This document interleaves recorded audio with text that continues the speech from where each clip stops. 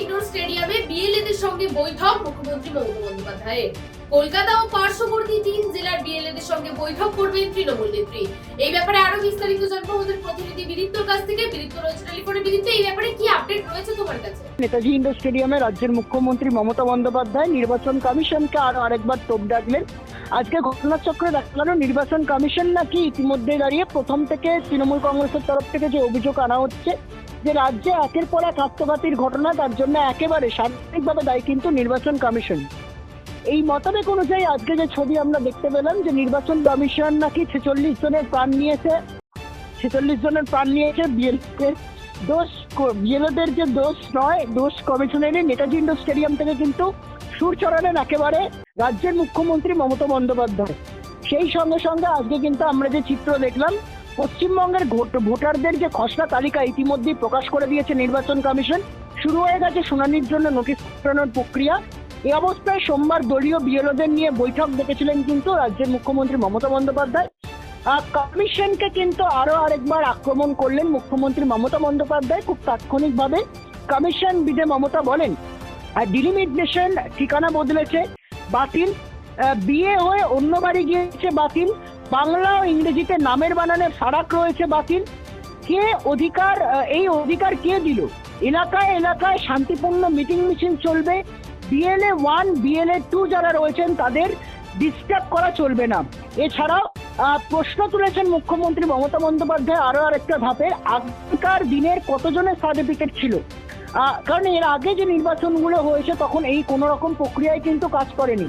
বর্তমান আবহে তৃণমূল কংগ্রেস অতীত থেকে এবং বর্তমানে যে দাবিটা ওরা করে আসছেন যে এই যে মূলত এসআইআর এর প্রক্রিয়ার জন্য যে নাম বাদ গেছে, এই নামের জন্য মূলত আগে পিওনের সার্টিফিকেট ছিল, আগেও তো নির্বাচন হয়েছে, তখন তো এগুলোর কোনো দরকার পড়েনি।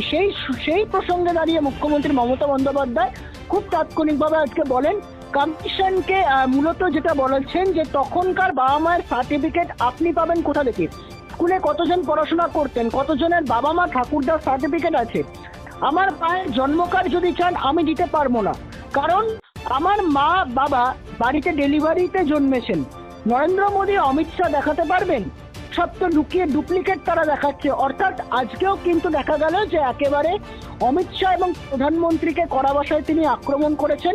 এর সঙ্গে সঙ্গে এরা পারে না এমন কোনো কাজ নেই, বঙ্গ বিজেপিকে কড়া ভাষায় আক্রমণ করেছেন। মূলত তিনি যেটা বলছেন, একটা ডুপ্লিকেট ফেক শংসাপত্র বানাতে গেলে লাগে নাকি 1 সেকেন্ড, তার মতে কিন্তু আমরা তো ডুপ্লিকেট বানাবো না। তিনি এটাও বলছেন বড়দিন আসছে সামনে, আমরা কেক বানাবো, সেই কেক খেয়ে বিজেপিকে হজম করাবো, এমনটাই তিনি কিন্তু বলেছেন। এর সঙ্গে সঙ্গে এখনো পর্যন্ত তার যে বড় বক্তব্য বয়ান, সেই বক্তব্য বয়ানের তথ্য অনুযায়ী যেমনটা আমরা দেখতে পাচ্ছি 46 জনের যে মৃত্যু হয়েছে এর দায় কিন্তু মূলত নির্বাচন কমিশনকেই দিতে হবে।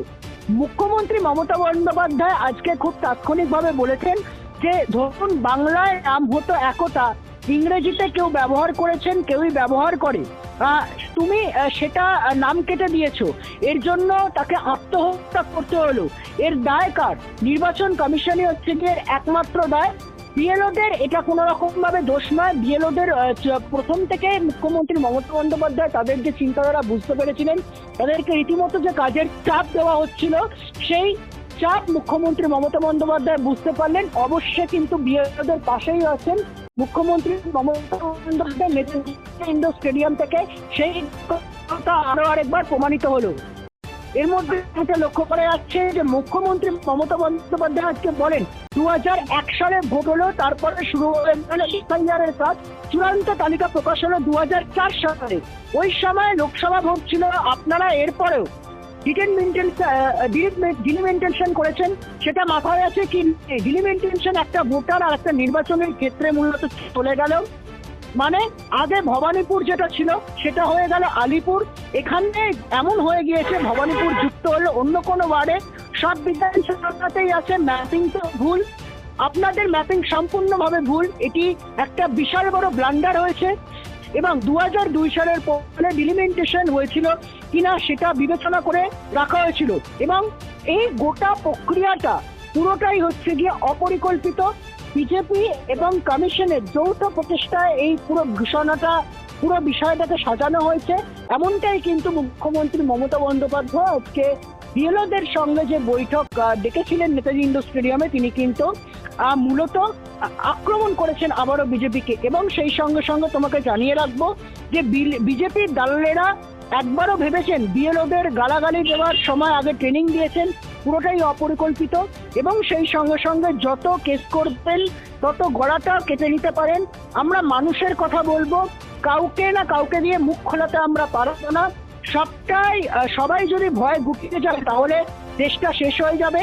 বাংলা না থাকলে দেশটা থাকবে না, মাথায় রাখবেন। অর্থাৎ মুখ্যমন্ত্রী মমতা বন্দ্যোপাধ্যায় 26-এর বিধানসভা নির্বাচনকে মাথায় রেখে একদিকে বিজেপিতে করা বসা আক্রমণ করছেন, সেই সঙ্গে সঙ্গে এই খুব বিশাল বড় ব্যাপার 46 জনের যে মৃত্যু হয়েছে, বিএলওদের এর জন্য কোনো রকম ভাবে দোষ নেই। গোটা দোষ নির্বাচন কমিশন এবং জাতীয় নির্বাচন কমিশনের যিনি মূলত নির্বাচনী আধিকারিক রয়েছেন সেই জ্ঞানেশ কুমার, এবং এ রাজ্যের মুখ্য নির্বাচনী আধিকারিকের দপ্তরের যিনি প্রধান রয়েছেন মনোজ কুমার আগরওয়ালের। স্মৃতি, একেবারে বিদীপ্ত, তুমি সঙ্গে থেকো, আবারও পরবর্তী সময় আসছি তোমার কাছে। অর্থাৎ এই মুহূর্তে দেখার বিষয় একটাই, ঠিক যেমন ভাবে প্রথম থেকে বিএলএদের পাশে ছিলেন মুখ্যমন্ত্রী মমতা বন্দ্যোপাধ্যায়, ঠিক এখনো পর্যন্ত তিনি তাদের পাশে থাকেন কিনা, এবং নেতাজি ইন্ডোর স্টেডিয়ামের মঞ্চ থেকে কি বার্তা দিচ্ছেন জননেত্রী মমতা বন্দ্যোপাধ্যায়, সেটাই এখন দেখার বিষয়।